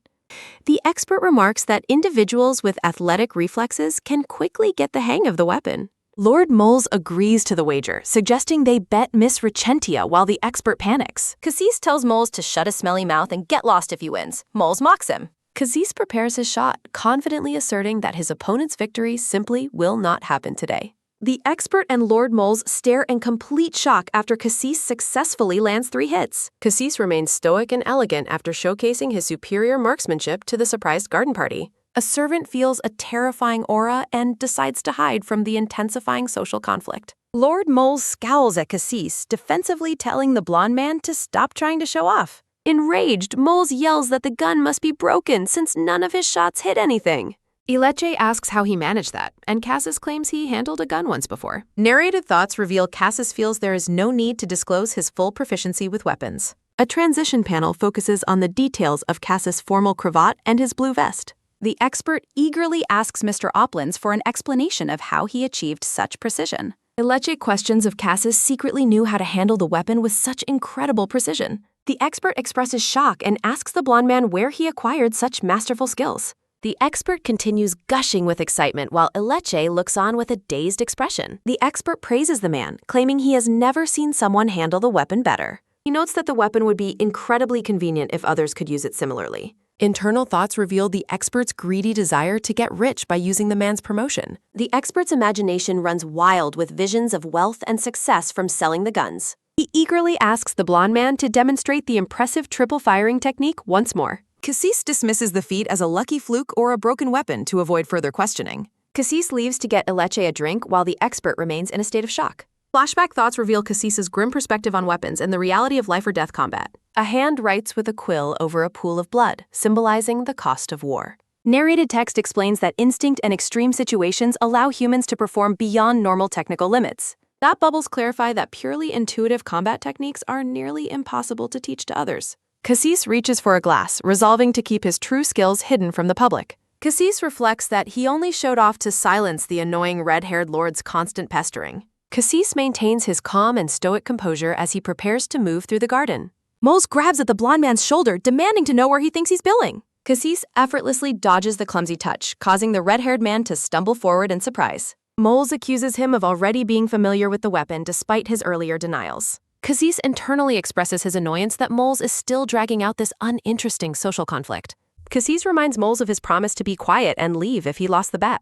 The red-haired man stands fuming with rage, unable to counter the blonde man's cool logic. Cassis prepares to deliver a final verbal blow as he stands tall before his rival. Cassis turns away and begins to walk across the grass with an air of indifference. Cassis tells the man to stop whining like a child and find somewhere else to play. Cassis adds that he has no time to indulge him, leaving Moles completely stunned and humiliated. Cassis questions why Moles takes fun wagers so seriously as he walks toward the other guests. Moles stands frozen in the garden, his face flushed red with intense anger and embarrassment. Cassis hands Ileche her drink, telling her it is not worth mentioning the recent unpleasantness. Ileche asks what he said to provoke such a visceral reaction from the red-haired lord. She notes that his words must have been quite powerful to cause such visible fury. Cassis asks if his behavior toward the man made him seem overly reckless or aggressive. Ileche reassures him that he looked amazing and she was proud of his actions. Cassis seems pleased by the compliment, while Ileche reiterates her pride in his performance. The pair shares a lighthearted moment as Cassis humorously asks for confirmation of his coolness. Ileche looks at him with wide, curious eyes, clearly affected by his sudden change in mood. Cassis suddenly leans in close, wrapping his arm around her waist in an intimate gesture. Flustered, Ileche blushes and asks if it is appropriate for them to be so close publicly. Cassis pulls her closer and begins to justify his bold behavior with a romantic explanation. Cassis states that they are a passionate couple and their public affection is not a crime. Iliche reacts with embarrassed shock, noting that he is repeating her own words back to her. Cassis suggests that witnesses will simply view them as two lovers lost in their own world. He playfully adds that onlookers might even feel a sense of jealousy toward their obvious happiness. Ileche buries her face against him, complaining that he has become incredibly sly and charming. Cassis leans in for a kiss while a startled Ileche insists she wasn't being serious. Cassis tells her to simply close her eyes if she does not truly dislike his advances. Iliche closes her eyes and blushes deeply, surrendering to the romantic moment in the garden. The scene focuses on Ileche's neck as she leans back, caught in the intimate embrace. The two move even closer together, sharing a quiet and romantic kiss as the party continues. Cassis and Ileche share a tender, romantic embrace as they close their eyes in the garden. Cassis gently lifts the woman's chin while staring into her eyes with a soft, affectionate expression. Ileche is flustered and blushing intensely while Cassis maintains a cheerful and lighthearted demeanor behind her. Narrative text explains that Medine has 5 police stations, with the first station holding the most power. Officers at the 5th station earn significantly less than even low-ranking constables at the prestigious 1st station. Positions at the first station are typically bought by noble families through connections rather than earned by merit. Count Cassis expresses frustration over the high costs of searching for his missing daughter. He hopes to recover his financial losses by marrying his daughter off to Count Pseudo after finding her. The man approaches a large stone building, confident that his daughter's attempts to hide will ultimately fail. An officer asks the visitor his business, and the man identifies himself as the head of House Cassis. The officer asks for a rough explanation of the situation, noting that everyone has their own duties. Count Cassis looks stern and impatient as he simply states that he is searching for a specific person. The officer notes that abduction or missing person cases are serious and asks for the specific reason. An enraged Count Cassis demands to see a superior officer immediately instead of wasting time with explanations. The officer hesitates to call a superior for a matter that might not be serious, offering faster processing. The man shouts that his daughter ran away just before her wedding, causing the officer visible shock. Realizing this involves a count's daughter, the officer suggests treating it as a noblewoman's abduction for immediate reporting. A speech bubble suggests Sir Semmel listen to the man, identifying the visitor as Count Cassis. A blue-haired officer approaches the scene while the brown-haired officer and Count Cassis wait in the office. The blue-haired man introduces himself as Semmel Transibilis and acknowledges the count's presence. Semmel notes the Cassis family is foreign, mocking the man's status as a minor noble or a pretender. Semmel asks if the runaway daughter has ties to Medine or if she was accompanied by a companion. Cassis says she had no companion, but mentions her friend Amita Sodali, prompting Semmel to recall the name. Cassis is shocked that Semmel recognizes the name of the woman he refers to with an insult. Semmel clarifies that if the woman is as the count described, then they aren't thinking of the same person. Semmel finds it strange that a count's daughter would associate with a commoner of such low reputation. Semmel explains the person he knows owns several shops, leading him to conclude it's just a name coincidence. Semmel asks why the man is at the first station if he has already visited the 5th station. Cassis explains he hired private investigators who recently spotted his daughter on Pompadio Street before losing her again. Semmel reacts with quiet surprise as a flashback shows Ileche and Rosa walking through the city together. Cassis reveals witnesses saw her leaving Rosa Weffer's mansion and suspects she is hiding there as a maid. Semmel finds it ironic and amusing that a noble lady would stay with a courtesan to work as a maid. Cassis asks if Semmel knows Rosa well enough to go and question her about his daughter himself. Semmel smiles knowingly and suggests that he can easily predict the outcome of such an interaction. Narrated text explains that the police bureau generally avoids Rosa unless they are wearing badges or acting officially. Panels describe how Rosa welcomed party guests with open arms and held lively, unmissable social events in Medine. Semmel reflects that Rosa would likely reject a count who came specifically to hunt for his runaway daughter. Rosa supported women from all walks of life until they were capable of standing on their own. Count Cassis insists he must find his daughter within 15 days, prompting Semmel to ask why. Semmel acknowledges the daughter's upcoming engagement as a compelling reason for the count's urgent search. Semmel asks about the contents of a metal briefcase that has been placed on the desk before him. The metal case is opened to reveal a massive pile of shimmering gold coins offered as payment. Semmel feigns modesty, suggesting the police should handle the matter themselves without need for such an offer. Count Cassis explains the gold is just in advance and promises to pay double if his daughter is found. Semmel's expression turns greedy and satisfied as he confirms the promise of double payment for each person involved. Semmel shakes the count's hand, promising to find the girl if provided with a portrait within 10 days. Internal thoughts reveal that Semmel finds the challenge of dealing with tricky noble clients to be quite fun. Semmel bids the Count a polite farewell as the man exits through the station's stone doorway. A speech bubble asks why the man who just left was referred to as a bonus client. Semmel turns to address Moles, the red-haired lord who has just arrived at the police station. Semmel tells Moles he hasn't had a bonus like this runaway daughter case in quite a while. Moles agrees that it has been some time since such an opportunity arose. A stern-looking man with a mustache walks away as the officers watch him depart. Semmel asks Moles if he wants to join the case since they are paying for head. Semmel leans in and puts a friendly arm around the red-haired officer's shoulder. Semmel identifies the girl as Friends Cashier and suspects Rosa Wefrus might be assisting her. Moles warns that Rosa won't cooperate and notes women often change names when fleeing. Semmel comments on the trend of women losing their senses and running away from home. Moles declines the offer, stating he has other business to attend to before leaving. Moles sits alone in the office, his eyes closed as he focuses on his thoughts. Moles reflects on a purple-haired woman, thinking she must have lost her mind to challenge him. Moles wonders if she trusts her own face or the man from Linter she accompanied. Moles decides to investigate the man, believing no businessman is truly clean under scrutiny. A carriage travels down a bright, upscale city street lined with tall, ornate brick buildings. A purple-haired girl steps through a doorway into a room filled with brilliant light. Ileche looks around a luxurious, high-ceilinged room in awe, finding the interior absolutely incredible. Ileche looks down at her surroundings, expressing concern about accidentally making the floor dirty. The girl stands with her mouth open in a wide, blushing expression of pure amazement. A voice suggests that while the piece is fine, Ileche shouldn't be so openly expressive. Rosa stands in a grand boutique as Ileche stands further back in her yellow dress.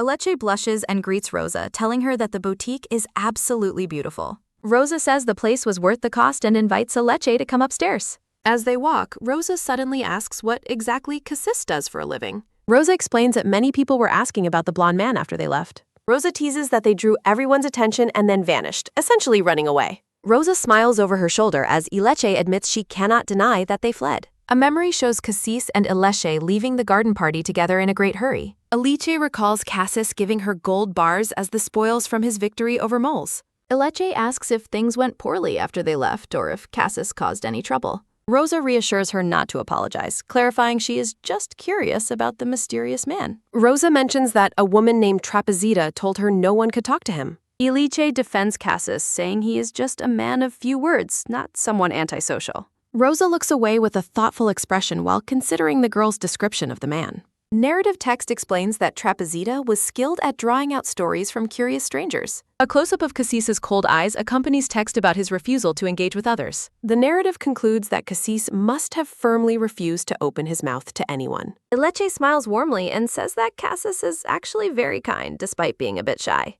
Rosa confirms that she is talking about Cassis as Ileche looks back at her. Rosa notes with a slight blush that the man must treasure Ileche very deeply. Ileche reacts with a shocked, wide-eyed, and intensely blushing face at the older woman's suggestion. Against a pink, heartfelt background, Rosa laughs while Ileche hides her face in embarrassment. Rosa playfully demands to know if Cassis proposed and if Ileche accepted his offer. A flustered Ileche stammers that it wasn't a proposal, though she remains visibly affected. Rosa thinks it is endearing to see someone so shameless look so defenseless and flustered. Rosa reflects that the Cassis Ileche describes is completely different from the one she witnessed. Rosa notes that the romantic issues Ileche mentioned before seem to have been successfully resolved. Ileche covers her red face with her hands, agreeing and giving credit to Rosa. Rosa jokes that curious people will flock to her boutique if Ileche stays in the dressing room. Rosa smiles knowingly, remarking that Ileche is unaware of how much curiosity the man sparked. Thoughts reveal rumors that Cassis is a powerful figure hiding his identity and resting quietly. Ileche reflects on her companion, wondering about the mysteries surrounding his past and character. The blonde man sits with a confident smirk, radiating an air of effortless authority. Ileche finds the deep sense of mystery surrounding his identity to be quite intimidating. Behind the scenes, he remains a man of silence who avoids discussing his personal life. Rosa pulls the girl aside, whispering a curious request for information about the man. The purple-haired girl proposes using the man's reputation to draw a massive crowd. She enthusiastically predicts the shop will soon be as packed as a royal ballroom. The girl highlights that bringing in more business is more important than secret identities. Rosa pauses, her hand to her chin, as she considers the girl's bold suggestion. With a smirk, Rosa acknowledges the girl's mischievous nature while accepting the clever plan. Rosa notes that strategic silence makes gossip more valuable than an immediate full revelation. A seamstress works diligently at her station within the sunlit and organized sewing room. Ileche gazes at the busy shop staff, wondering where she fits into the operation. The purple-haired girl looks up, asking what her responsibilities will be at the boutique. Rosa smirks and tells the girl to start by giving her opinion on a hat. Rosa decides to pause for a moment to facilitate proper introductions with the rest of the staff. Stepping into the main workroom, Rosa commands everyone's full attention for an important announcement. Rosa proudly introduces Ileche Licencia as the newest member of the boutique's dedicated team. Ileche offers a polite greeting to her new colleagues, asking them to call her by name. The boutique's diverse staff members warmly welcome their new teammate with bright and friendly smiles. Rosa directs everyone back to their tasks, signaling the end of the brief introduction. Rosa explains she needs a hat for an upcoming party, but remains undecided on the style. Holding out two distinct options, Rosa asks Ileche to choose which one looks better. Feeling put on the spot, Ileche diplomatically states that both hats suit Rosa perfectly. Rosa pushes for a more specific opinion, asking which hat truly stands out to her. Rosa asks if the flashier hat would successfully command the attention of everyone present. The purple-haired girl looks a bit flustered as she considers the bold, feathered accessory. Ileche agrees that the flashy hat would certainly make Rosa the center of everyone's attention. She jokingly adds that the long feather might even poke nearby guests in the face. Rosa officially assigns Ileche the role of greeting and managing the boutique's many customers. Rosa continues her style consultation, asking if a pink brooch is superior to a blue one. Ileche seeks clarification on her new role, asking if it involves gathering customer preferences. Rosa explains that while design is for others, Ileche's job is to personally captivate visitors. The purple-haired girl asks if her ultimate goal is simply to secure more sales. Rosa clarifies that the true objective is building long-term loyalty and recurring customer visits. Successful business relies on cultivating deep personal connections and an inviting atmosphere for all guests. Developing a keen understanding of individual tastes and practicing gentle persuasion are essential skills. Rosa holds up a shimmering red brooch, signaling that the first training session has begun. Rosa challenges Ileche to practice on her, identifying herself as the boutique's most frequent visitor. Ileche is shocked to realize Rosa founded the entire shop just to indulge her own shopping. The realization hits that her first official assignment as a greeter has already started. Ileche calls out for Rosa to wait as she prepares to offer a different suggestion. Favoring a more refined look, Ileche recommends a simpler hat over the flashy feathered choice. Rosa looks surprised as the girl carefully places a more understated hat on her head. Ileche explains that Rosa's own radiant presence is what truly captures people's eyes, not accessories. She argues that excessive feathers and brooches only serve to distract from Rosa's natural beauty. The desire to look beautiful is a fundamental pursuit for a woman like Rosa. Rosa looks in the mirror with concern, asking if her previous style choices were excessive. Ileche confesses she once practiced imitating Rosa's grace in hopes of becoming just like her. The girl beams with genuine affection, having successfully handled her first and most difficult customer. Placing a hat on Rosa, Ileche says she doesn't need ostrich feathers to attract attention. Ileche tells the red-haired woman that she naturally captures people's eyes more than she realizes. Rosa reflects that while she has heard many compliments, these particular words feel uniquely sincere. Rosa blushes as she wonders if the praise was truly meant or just felt sincere. Rosa smiles, admitting she never expected such high praise from someone as young and pretty. Rosa asks if Ileche really practiced imitating her in a mirror, making the girl look embarrassed. Rosa expresses her high expectations for the wonderful work Ileche will do for their customers. Ileche beams with a bright, motivated expression, feeling encouraged by the red-haired woman's sincere confidence. Rosa mentions she must leave now to attend a friend's tea party at another location. Looking at the background, the purple-haired girl curiously asks about the men standing behind Rosa. Rosa introduces the two large, stern men as guards she specifically hired for her protection. Rosa explains that she has noticed many suspicious people loitering around her mansion lately. Ileche asks why Rosa is being targeted, and Rosa explains she has made many enemies. Flashback panels illustrate how Rosa's bold presence often disrupts the established social order during public gatherings. Rosa warns Ileche to be careful to avoid being dragged into any pointless or dangerous trouble. Ileche is shocked that people would actually threaten others for reasons that seem so unfair. Rosa explains that guards are vital because people might throw rocks or shout insults at women. Rosa mentions a woman was kidnapped while alone, prompting a shocked reaction from the purple-haired girl. Rosa explains that having a well-known face makes a person an easy target for various dangers. Ileche worries about her safety and asks if she should cover her face when going out. Rosa forcefully rejects the idea, telling Ileche not to let fear hide her very pretty face. The red-haired woman points upward, asking why Ileche thinks she pays so much for guards. Rosa reassures her that kidnappings are rare, telling the girl not to worry about the dangers. Ileche worries that city life sounds dangerous, even though Rosa remains completely unfazed by the threats. Rosa promises to assign guards to accompany Ileche, and the girl offers her sincere thanks. Ileche recalls how people back home whispered cruel things about women who chose to walk alone. Looking at a rock on the street, Ileche realizes her quiet countryside home might be safer. Ileche reflects on the city's public order, realizing it might not be as good as thought. Rosa explains order is bad for women alone and tells her to go to the atelier. The scene shifts to Ileche traveling through the bright city streets in a horse-drawn carriage. Cassis waits in a grand, sunlit hallway, wearing a clean white shirt and a gentle smile. Seeing the blonde man, Ileche calls out his name with a bright and happy expression. Cassis gives the girl flowers, saying he thought of her while out for a walk. Ileche thanks him and asks about his day while they stand together in the funlay. Cassis replies that he had a fun day and met many new people while out. The blonde man thinks to himself that he is eager to hear about her day. Ileche explains that women at the atelier work on designs, even though they aren't usually taught. She mentions that the designers once quit because Rosa tried to teach the female employees drawing. Ileche asks Cassis if he agrees that women understand women's clothing better than anyone else does. Cassis looks at her with a gentle smile and says he completely agrees with her opinion. Ileche excitedly explains that Rosa's atelier creates many comfortable clothes that are easy to move in. Cassis acknowledges her words as Ileche begins to mention someone named Mr. Clado to him. Cassis watches the girl with a warm, affectionate expression while she talks excitedly about her day. Narrative text reveals that Cassis and Rosa plan to purchase paintings to display in the coming days. Cassis admits he feels a bit nervous because he lacks a proper sense for evaluating art. Ileche asks if a sense for art can be learned or if Rosa could teach him. Ileche chews on a grape while sitting comfortably at the table across from her blonde companion. Ileche asks Cassis if he has seen much art before, admitting she mostly saw it recently. She describes the art as impressive and mentions a huge statue located inside the atelier hall. Ileche blushes while admitting she got so distracted by the statue that Rosa had to find her. A delicate teacup sits on the table as the sun illuminates the peaceful morning setting. Ileche reaches for a purple grape, enjoying a quiet moment during their morning together. The purple-haired girl wonders if the artwork Rosa plans to show her will be truly breathtaking. Ileche continues to eat, her cheeks puffed out slightly as she focuses on the sweet fruit. Cassis watches the girl with a soft expression, finding her focused eating habits quite amusing. The blonde man offers a gentle smile, clearly enjoying the comfortable atmosphere they share. Cassis adjusts his sleeves, feeling a bit flustered by the girl's natural and innocent charm. The blonde man lets out a soft exclamation, his gaze still fixed on his companion.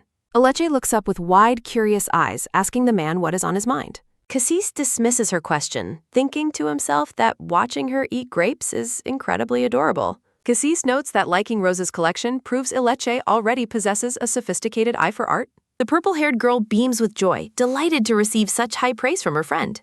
Cassis exhales a deep sigh of relief, glad that the tense conversation has finally passed. Ileche apologizes for talking about herself too much, worried she has dominated their conversation today. Cassis reassures the girl, telling her that hearing her stories is always a great pleasure. The blonde man smiles warmly at the girl, his heart softened by her genuine enthusiasm. Narrative text explains Cassis is happy Ileche is enjoying her work and time with Rosa. Cassis believes she is happy because she no longer feels the need to disguise herself. A shimmering light surrounds the pair as they share a moment of deep connection and understanding. The blonde man confesses how deeply worried he was about her safety during their time apart. Cassis looks down with a pained expression, reflecting on the fear he felt for her. Narrative text announces the conclusion of the first season as the current story arc reaches its end. Ileche points out that despite his heavy heart, he never once tried to stop her plans. Cassis rubs his forehead, acknowledging the internal struggle he faced between his worry and his respect. The blonde man asks if she remembers how incredibly determined she was when they first started. The purple-haired girl looks surprised, wondering if she really appeared that resolute in his eyes. Cassis recalls telling her she could live happily without enduring the hardships of difficult work. He sadly admits he feared he wasn't part of the future she had envisioned for herself. Cassis reaches out to gently stroke the girl's hair, his touch conveying his deep affection. Ileche expresses her sincere gratitude to him for respecting her decisions despite his own personal pain. Leaning across the table, the purple-haired girl takes the man's hand with a tender gesture. Cassis brings her hand to his lips, kissing it softly in a moment of romantic devotion. Ileche's face turns bright red as she reacts with shock to the man's sudden, bold display. Their hands remain tightly clasped together on the table, symbolizing their newfound closeness and commitment. A young man named Gator enters a rural cabin, calling out for the boss's location. ICAB angrily blames the other for giving the wrong timing and forcing him to dodge police. Gator mocks the dark-haired man, suggesting he was just drunk and would be dead if caught. The red-haired youth tells his companion to stop whining like a baby since they weren't caught. ICAB warns that the boy only talks back because he hasn't truly faced the boss's wrath. Gator calls the boss generous, while ICAB suggests he is simply very good at keeping secrets. The blonde man known as Cassis steps into the room, revealing his secret role as leader. Cassis acknowledges his subordinates, asking why the rest of the crew has not yet arrived. Gator complains that the local count is overworking them for very little pay on rotating shifts. The dark-haired man asks if the young lady should be allowed to wander while police are alert. Cassis sharply tells the man that the boss will personally handle whatever happens to the lady. Gator laughs at the other's cowardice, while ICAB grows increasingly irritated by the constant mockery. Cassis commands both Gator and ICAB to stop their bickering immediately, ending the petty dispute. ICAB defends himself by claiming the red-haired boy was the one being rude to him first. Cassis warns Gator to watch his mouth, threatening consequences if he continues to disrespect the others. The blonde leader reassures them that the local police are amateurs compared to their own skilled team. ICAB asks his companions to remain patient for a few more days while they wait. Cassis instructs Gator to keep the dark-haired man updated on the count situation in real time. The blonde leader commands his members to intervene immediately if any difficult situation arises for them. As Ilesh smiles with her flowers, Cassis emphasizes that her safety is their absolute top priority. Gator confidently assures the boss that they have sufficient experience to handle the protection mission successfully. The red-haired youth jokingly claims to be the Cupid of love protecting their future sister-in-law. ICAB mocks his companion, reminding him of the time the boss hit him for being foolish. Gator offers a quick apology, looking sheepish after being reminded of his previous mistakes and behavior. Cassis notes that their current job should be completed quickly without any significant delays or issues. A stern warning follows, stating that losing focus and allowing harm to the girl is unacceptable. The blonde man threatens his subordinates with lethal consequences if they fail to protect the girl. Gator nods in silent agreement, clearly intimidated by the boss's cold and terrifyingly serious expression. The two men whisper to each other, questioning the boss's generosity after hearing such a threat. Inside the carriage, Rosa complains about socialites who wore the same hat as her recently. Ileche asks if imitation is truly bad since it means people are buying from their atelier. Rosa explains that constant copying forces her to perpetually seek out new dresses and expensive accessories. The purple-haired girl looks surprised, contemplating the exhausting reality of being a famous local fashion icon. Ileche feels confused because Rosa previously seemed pleased when the girl mentioned imitating her bold behavior. Rosa clarifies that others coveting her possessions is a completely different matter from Ileche personally imitating her.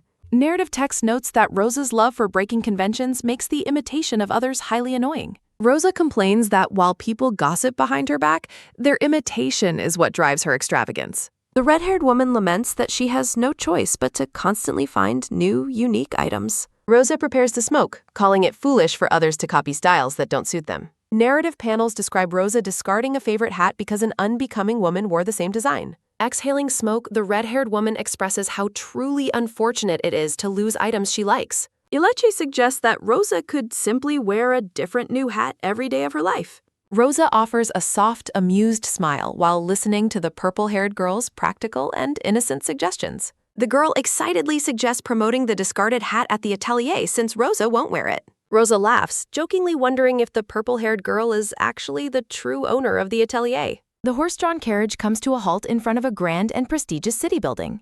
Ileche realizes they have arrived at the auction house much earlier than the originally scheduled date. The red-haired woman looks ahead with a sharp, calculating gaze as they prepare to enter the building. Rosa reveals that she has paid for a special privilege allowing her to purchase items in advance. Rosa admits she pays a massive annual fee for this right, which Ileche finds quite reasonable. Ileche asks what happens if nothing interests her, and Rosa admits she simply accepts the loss. The purple-haired girl wonders if there's a secret, more important reason for visiting the auction house. A close-up reveals Ileche's curious expression as she observes the opulent interior of the grand hall. The scene showcases the magnificent architecture and sparkling chandeliers inside the elite and wealthy auction house. The two women sit together at a private table, beginning a quiet and refined tea service. Ileche notes the unusual teacup lacks a handle and possesses an incredibly smooth and elegant ivory shape. Rosa asks if the cup is pretty, and Ileche praises the beautiful color of the fine porcelain. The purple-haired girl is shocked to learn the rare porcelain originates from the distant eastern continent. Mr. Insty explains that the secret production method makes the porcelain exceptionally rare in their region. A delicate hand rests on the table as the two women continue their sophisticated morning tea. Ileche remarks on the auction house's remarkable reputation for acquiring such rare products from the East. Rosa expresses her desire for a set, but Mr. Insty notes top pieces are for the king. The red-haired woman tells Mr. Insty that these specific cups are a primary reason she visits. The blue-haired man meticulously prepares the tea, his movements refined and practiced for his high-class guests. Ileche beams with pure joy, finding the sight of flowers blooming inside her teacup absolutely breathtaking. Mr. Insty announces that the new art pieces for the upcoming auction have finally been delivered. Rosa explains that the piece is by an emerging artist focused on themes of self-reflection. The red-haired woman looks away, seemingly unimpressed by the selection of artwork before her. Rosa asks Mr. Insty if the painting's colors are too dull for summer for the atelier reception. Mr. Insty suggests a piece by the same artist the madam purchased during her last visit. Ileche asks if there are other works by that artist, and Mr. Insty offers a showing. Rosa winks and asks Mr. Insty if he knows what to do with the other pieces. Mr. Insty assures her the remaining artwork she did not choose will be handled properly. Standing near the balcony, Ileche wonders what Rosa means by having the unsold pieces handled. Rosa explains rejected pieces are sent elsewhere so they are not sold locally to anyone else. Ileche looks on in surprise, realizing the lengths Rosa goes to maintain her unique style. Rosa admits she spends large sums to be the first to see and own items. Ileche wonders if this is a prestige maintenance cost required to uphold the woman's social reputation. Ileche reflects on high-class expectations while the pair prepares to continue their business dealings. The girl realizes Rosa brought her along specifically to teach her how to treat wealthy clients. The grand city building glows under the night sky as the day's activities come to an end. A maid bids the girl sweet dreams, while Ileche wishes her lady a restful night's sleep. Ileche remarks on the long day before noticing someone else is still awake nearby. Cassis greets Ileche, noting that she is still awake and assuring her that he is fine. The purple-haired girl smiles warmly, asking the blonde man where he went at such a late hour. Cassis stares at her silently, a complex expression crossing his face in the dim light. Cassis explains that he could not sleep, so he went for a short ride outside instead. Ileche reaches for his hand, asking if he is hungry since he was unable to sleep.